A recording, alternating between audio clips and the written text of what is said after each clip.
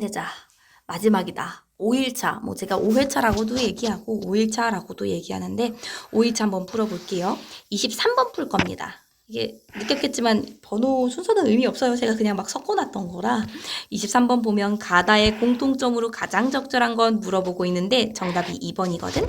가에서 드러난 자연물은 뭐야? 자연물은 단순히 동식물만 얘기하는 게 아니라 동물, 식물, 해, 달, 별, 비, 눈, 구름 모든 것을 포함합니다. 여기서는 바로 눈이야, 눈. 봐봐.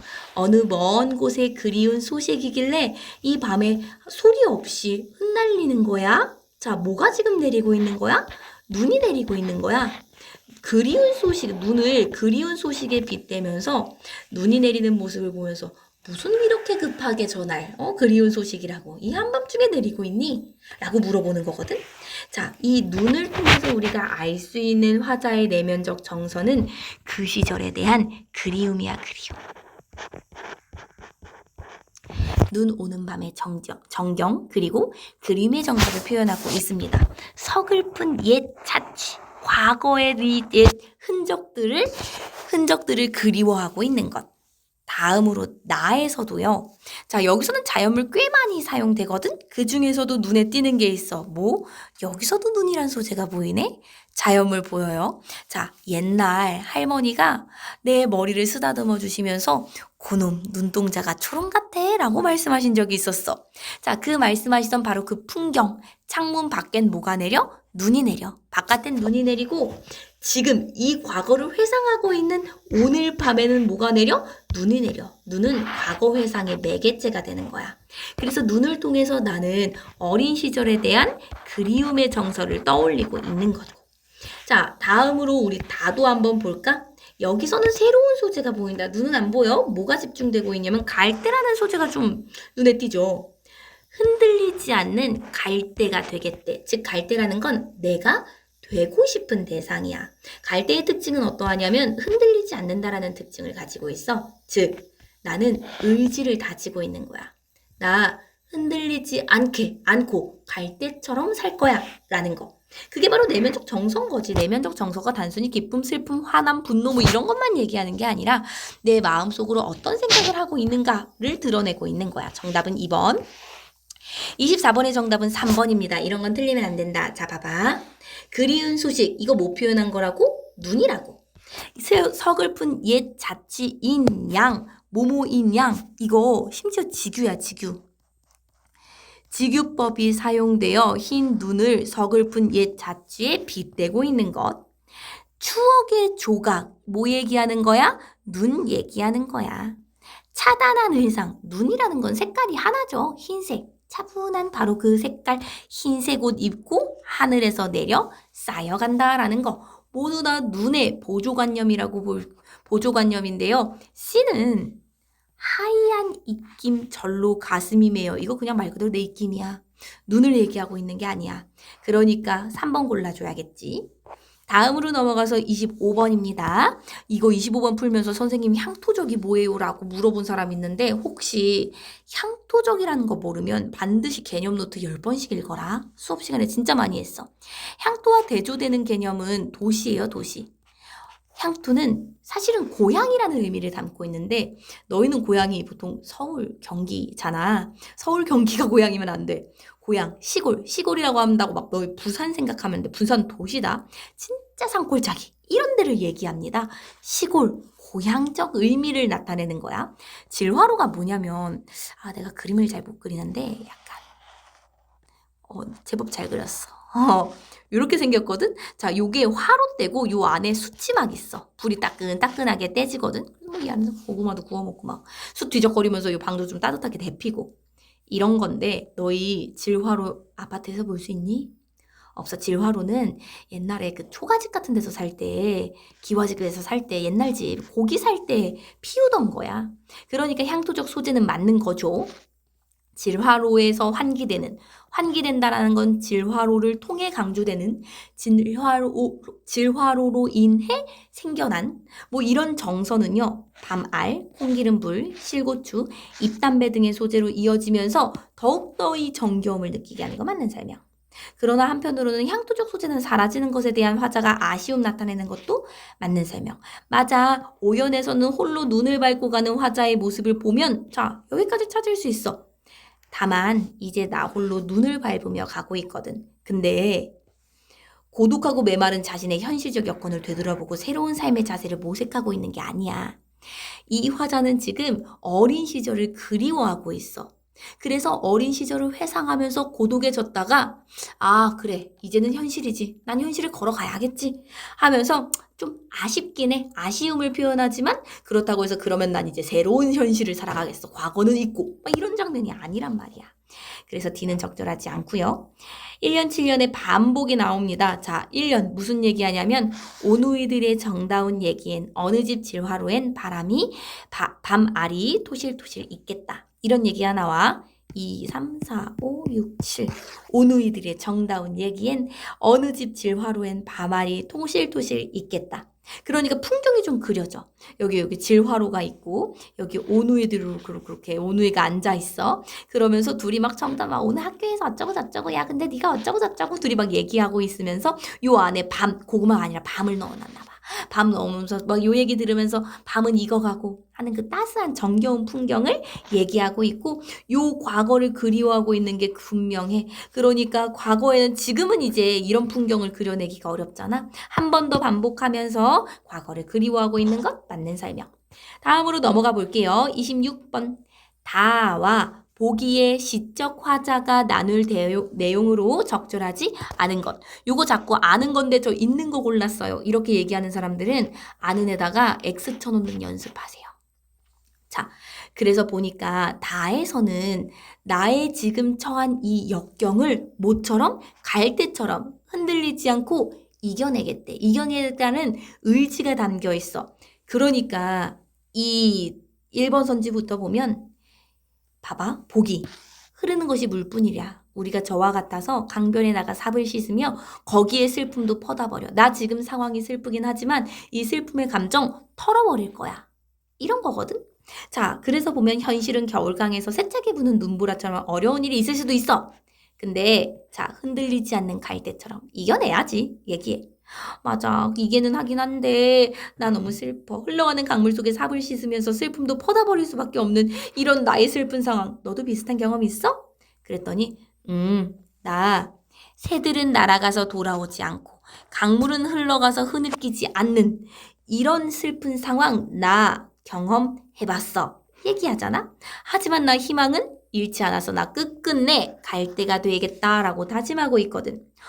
그러시군요. 희망은 보이지 않는 이 현실 앞에서는 절망감이 더욱 커지겠죠. 저는 썩은 물에 달이 뜨는 것을 보면서 가난한 동네로 되돌아가긴 하지요. 라고 얘기해. 색강 썩은 물에 달이 떠. 하지만 나는 쭈그려 앉아 담배나 피우고 다시금 돌아가야 돼. 먹을 것 없는 사람들의 마을 어때? 가난한 그 마을로 다시 돌아가야 돼. 그런데 이 화자가 그래도 희망을 잃어버리지 마세요. 희망을 가지면 언젠가 고난을 이길 수 있습니다. 까지고 했거든? 근데 청산이 소리치면 소리쳐 울겠다 라는 게 청산과 같은 이상향에서 살고자 하는 게 아니야. 그러니까 청산이라는 대상이 이 자연물이 울어? 나도 같이 울 거야. 하지만 그럼에도 불구하고 흔들리진 않아.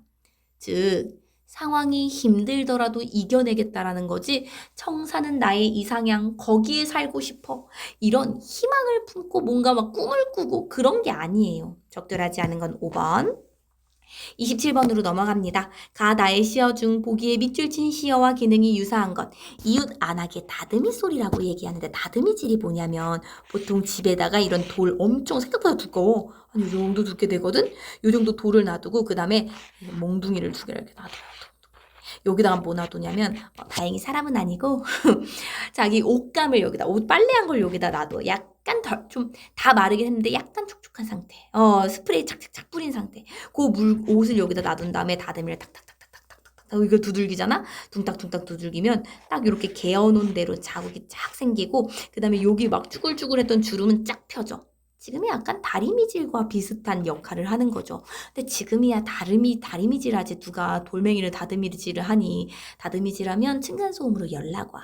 이거는 과거 향토적인 소재를 얘기하는 거야. 과거를 떠올리게 만드는 것, 그리움을 떠올리게 만드는 것. 가장 유사한 것은 눈, 어린 시절을 떠올리는 네 개체를 골라주시면 되겠죠. 다음으로 넘어가서요. 이 소설 메밀꽃 필 무렵. 와, 이거 혹시나 아는 친구들도 많을 것 같아. 혹시나 저 제목 모르겠는데요 해도 읽어봐. 익숙할걸? 자, 그럼 36번부터 한번 보자. 가다의 행렬을 아래와 같이 그림 기호로 나타냈을 때 이에 대한 설명으로 적절하지 않은 것. 우리 가부터 한번 봐볼까?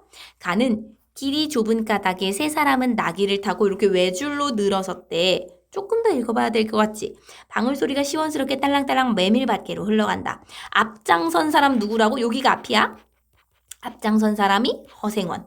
그 허생원의 이야기는 꽁무니에 누가 섰대? 동이가 서 있대. 이 동의에까지는 확 적히는 들리지 않았지만 그는 그대로 개운한 제멋에 적적하지는 않았대. 그러니까 여기 등장인물 3명이야. 허생원, 조선달, 동의. 이렇게 순서대로 1차적으로 걸어가고 있구나.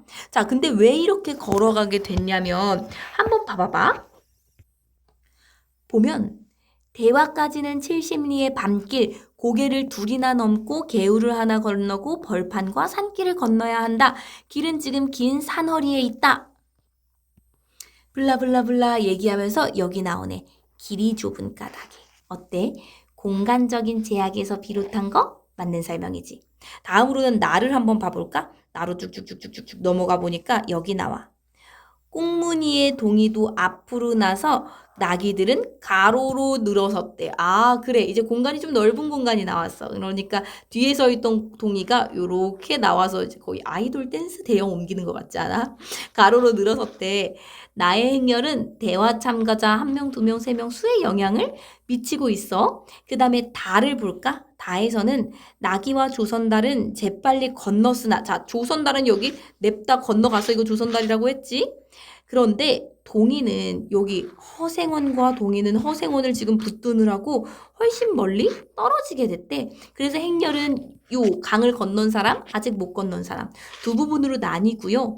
그리고 가에서 다로 전개될수록 허생원과 동이가 서로 뭔가 친해지고 있는, 심리적으로 감정을 공유하고 있는 그것도 좀 내적 거리가 가까워지고 있는 것도 확인했어. 가에 비해서 다에서 미음의 역할이 커질 리가 있니? 지금 주인공은 허생원인데 허생원과 거리가 멀어졌잖아. 그러면 당연히 그 역할이 작아지겠지. 그래서 적절하지 않은 것은 4번 골라주셔야 합니다. 다음으로 보기에서 설명하고 있는 이곳 떠돌이 장군인 허생원은 이곳에서 수직적으로 이동한다는 거는 위아래 얘기하는 거야. 고개를 봐봐. 고개를 넘었다라고 얘기하면 이거 언덕 얘기하는 거거든. 올라갔다가 내려오는 걸 넘는다고 얘기하잖아. 수직적으로 이동한 거야. 가로로 쭉 가는 게 아니라 위로 갔다가 내려오는 거지. 거듭 시련을 겪었어. 그 다음에 왜 거듭 시련 왜 겪었어? 둔턱이 험하고요. 숨이 차서 다리를 쉬지 않으면 안 됐대. 나귀는 계속해서 막 미끄러져. 어때? 시련 겪었지? 그 다음에 정착의 이유를 발견하게 되는 다음 공간이 어디야? 개울이야. 개울에서 무슨 사실을 알게 됐냐면 둘이 대화하다가 그래 친해 친정은 원래부터 제천이던가? 웬걸요 시원술이 말은 안 해주나 봉평인 것만 들었죠. 봉평 그래 그 아버지 성은 뭐고? 아유 알 수 있나요? 도무지 듣질 못했으니까 누가 봐도 얘가 내 아들인 것 같아. 근데 내가 과거에 무슨 얘기했냐면 예천연아 만나면 같이나 살까? 난 거꾸러질 때까지 이 길 걷고 저 달 볼 테야. 이러면서 옛날 내가 사랑했던 그 사람 만나면 그냥 그 사람네 동네 가서 같이 살까? 막 이런 고민했었거든. 정착의 이유. 뭐야. 내가 사랑하는 사람, 그 사람의 아들, 그러니까 나의 아들이기도 하지. 이거를 발견하게 되는 공간 맞죠? 그러니까 요 고개를 골라주셔야 합니다. 38번 보자. 보기를 바탕으로 윗글의 내용을 감상한 것으로 적절하지 않은 것을 골라주셔야 되는데 자 봐봐. 중심인물들의 관계, 즉 허생원과 동의의 관계 사이에 집중해서 이 작품을 읽어봐야 돼. 적절하지 않은 것은 4번인데 1번 선지부터 보면 허생어는 옛 추억. 그러니까 내가 옛날에 그 야냉네를 만나가지고 막 이런 얘기 하고 있잖아. 옛 추억은 현재의 삶까지 영향을 미쳐서 동의를 보면서 내 아들이 아닌가? 뭐 이렇게 의심하고 있는 장면까지 계속 영향을 미치고 있지. 한국적 소재인 핏줄 찾기 이야기니까 독자가 쉽게 공감할 수 있겠고 허생원의 과거 일이 작가의 글솜씨로 굉장히 지금 이거 묘사할 때 우리 이 작품 봤던 거잖아. 아름답게 묘사되어 꾸며져 있다. 맞는 설명. 다만 허생원과 동의의 대화 속에서는 인간과 자연의 조화를 추구하는 작가의 가치관이 드러나진 않아. 보기에서 설명하고 있는 질문과 그 대답은 중심인물인 허생원과 동의의 관계를 밝히는 데 필요한 과정이지 인간과 자연의 조화를 연결짓는 건 잘못된 거야. 5번 허생원은 동의의 엄마가 성서방네 처녀가 아닐까 아무래도 내가 좋아한 바로 그 여자 같은데 하는 기대감으로 탐정식 질문을 하는 거야. 그러니까 모친의 친정은 원래부터 제천이었어? 또 사실은 탐정식 떠보는 질문이다 이 얘기를 하는 거지. 그래서 38번의 정답은 4번 골라주시면 됩니다. 여기까지 문제 풀었으면 너희는 모든 문제 다 푼 거야. 틀린 문제는 특별히 조금 더 다시 복습해보고 여기 나와 있는 작품들 내가 그냥 뽑아놓은 게 아니라 왠지 이번 정기평가 때 나올 것 같은 중요한 작품들을 뽑아놓은 거거든. 그러니까 작품 꼭 다시 공부해라. 알겠지? 고생했어요.